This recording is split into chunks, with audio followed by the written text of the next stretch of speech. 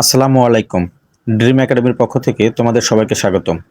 আজ আমি তোমাদের মাঝে হাজির হয়েছি একটি কম্পোজিশন নিয়ে, যার নাম aim in life. Every person should have an aim in life because A life without aim is like a ship without a radar. An aim gives us direction and inspires us to work hard for our future. Different people have different aims in life. Some want to be doctors, some want to be teachers, some dream of becoming engineers, and some want to be businessmen. My aim in life is to become a teacher. The reason behind choosing this aim is that teachers are the builders of a nation. They spread the light of education and remove the darkness of ignorance from society. Without good teachers, no nation can prosper.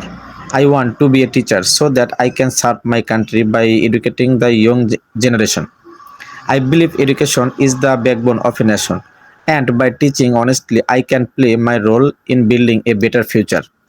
To achieve my aim, I am studying sincerely and trying to gain as much knowledge as possible.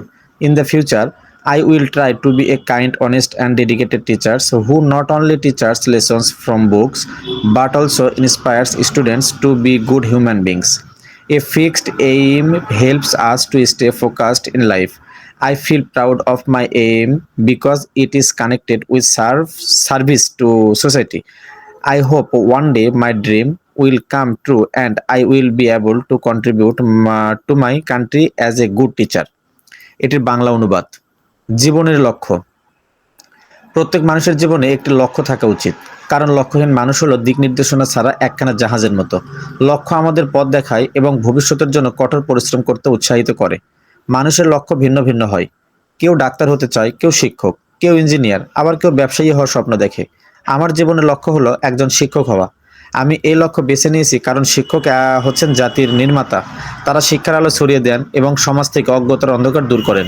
ভালো শিক্ষক ছাড়া কখনো জাতি উন্নতি করতে পারে না। আমি শিক্ষক হতে চাই যাতে দেশের তরুণ প্রজন্মকে শিক্ষিত করতে পারি। আমি বিশ্বাস করি শিক্ষা একটি জাতির মেরুদণ্ড, আর নিষ্ঠার সাথে পড়ালে আমি একটি সুন্দর ভবিষ্যৎ গঠনে ভূমিকা রাখতে পারবো। আমার লক্ষ্য পূরণ করার জন্য আমি মনোযোগ দিয়ে পড়াশোনা করছি এবং যতটা সম্ভব জ্ঞান অর্জনের চেষ্টা করছি। ভবিষ্যতে আমি একজন দয়ালু, সৎ ও নিবেদিত প্রাণ শিক্ষক হতে চাই, যিনি শুধু বইয়ের পাঠ শেখাবেন না, বরং শিক্ষার্থীদের ভালো মানুষ হতে অনুপ্রাণিত করবেন। একটি নির্দিষ্ট লক্ষ্য আমাদের জীবনে মনোযোগী থাকতে সাহায্য করে। আমার লক্ষ্য নিয়ে আমি গর্বিত, কারণ এটি সমাজসেবার সঙ্গে যুক্ত। আমি আশা করি একদিন আমার স্বপ্ন পূর্ণ হবে এবং আমি একজন ভালো শিক্ষক হিসেবে আমার দেশকে সেবা করতে পারবো। আজ এ পর্যন্তই। আগামীতে আবারও কোনো একটি কম্পোজিশন নিয়ে তোমাদের মাঝে হাজির হব ইনশাআল্লাহ।